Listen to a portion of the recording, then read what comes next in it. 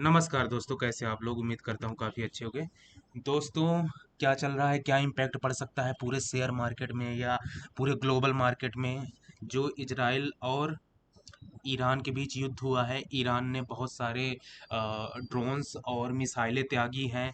तो क्या दिक्कतें आ सकता है, क्योंकि उनका कहना है कि बहुत से ज़्यादा व्यक्तियों को यहाँ मारा जा रहा है। लेकिन इजराइल ने अपना खारिज करते हुए बोला कि नहीं नहीं, मैंने अधिकतम 99% मीन्स 99% मिसाइल को हवा में ही उड़ा दिया है। अब इनका मैटर क्या था वो भी जान लो। क्या हुआ, इजराइल हमास के बीच जारी युद्ध के साथ इजराइल ईरान के बीच भी संघर्ष शुरू हो चुका है, जो मतलब चल रहा है लड़ाई झगड़ा। तो दरअसल हाल ही में सीरिया के ईरानी दूतावास में हमले के बाद से ही ईरान इजराइल पर बौखलाया हुआ है। इस हमले के लिए ईरान ने इजराइल को जिम्मेदार ठहराया। जवाबी कार्रवाई करने की धमकी देते हुए ईरान ने शनिवार को इजराइल पर दर्जनों ड्रोन साम दिए। तो दोस्तों, आज मैं करंट बता रहा हूँ, कम से कम 300, दर्जनों मतलब 12 होते हैं, बट कम से कम 300 400 500 ड्रोन छापे हुए हैं। हमारे बाइडन, रशिया के पुतिन जी हैं ये, और आपका बाइडन जी भी बीच बचाव में आ रहे हैं मैटर को सुलझाने के लिए। लेकिन ईरान ने बोल दिया है कि इस संघर्ष और इस युद्ध से आप दूर रहो, ठीक है ना। तो जो हमले को देखते हुए अमेरिका इजराइल के बचाव में सामने आ रहा था, क्योंकि इजराइल एक छोटा देश है। तो इसके बाद ईरान ने अमेरिका के समर्थन का विरोध करते हुए, यानी यानी जो इजराइल का सपोर्ट कर रहा था अमेरिका, उसका विरोध करते हुए उसने कहा कि अमेरिका इस हमले से दूर रहे, ठीक है।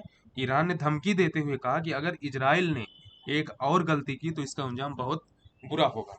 तो दोस्तों, ये मेन मैटर है। तो अमेरिका को इससे दूर रहना चाहिए, ईरान का कहना।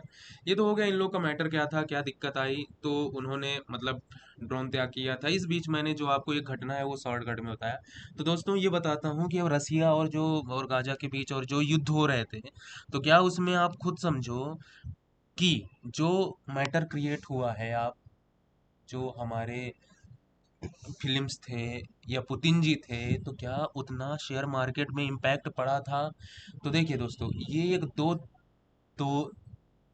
दो देशों के बीच मैटर होता है, तो उसमें जो है उतना इम्पैक्ट नहीं पड़ता।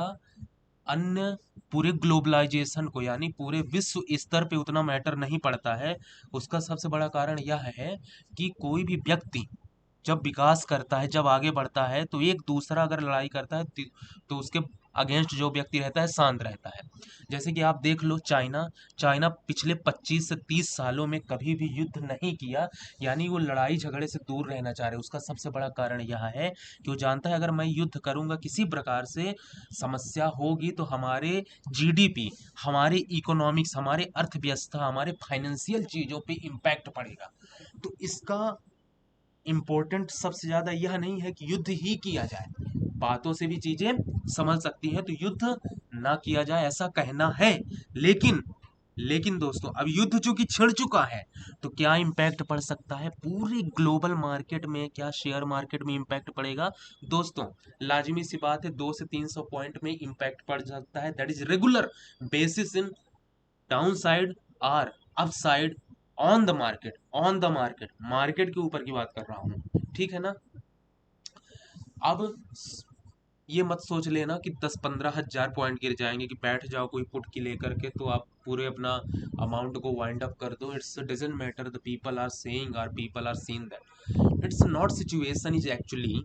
और दोस्तों, इस समय मैं अच्छे फ्लोर में बैठा हूँ, फिफ्थ फ्लोर में वीडियो बना रहा हूँ, काफ़ी इंजॉय भी कर रहा हूँ और अच्छा भी लग रहा है। तो शेयर मार्केट पे उतना प्रभाव नहीं पड़ेगा, क्योंकि ईरान और इजराइल दो देशों के बीच का मैटर है।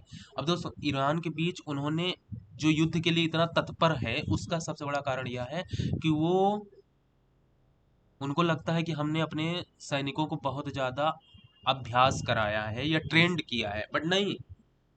उनके जो मतलब इंडियन फोर्सेस हैं वो 1962 के उनके समान है, तो उतना नहीं है। इसराइल का भी आप कम ना समझिए।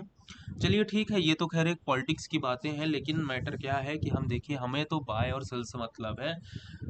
वी आर द बायर, हम एक बायर हैं, हम एक सेलर नहीं है। तो वी आर द बायर, हम एक बायर हैं, तो हमें the market is downside, we are going to buy and book the profit. If market is upside, we are going to buy and book the profit. यानी हमें एक शब्द से मतलब है, वो आप कमेंट बॉक्स में बताओगे उस शब्द क्या है, क्योंकि मैंने इस शब्द को कितने बार बोला है। अगर आप मुझे एक एक्चुअल शब्द बताते हो कि मैंने कितनी बार बोला है, उस डिजिट को बताते हो, दोस्तों आप लोगों के लिए एक मैंने गिफ्ट वाउचर रखा है। जो बताएगा उसको मैं अच्छा गिफ्ट वाउचर करूंगा in the on the mail.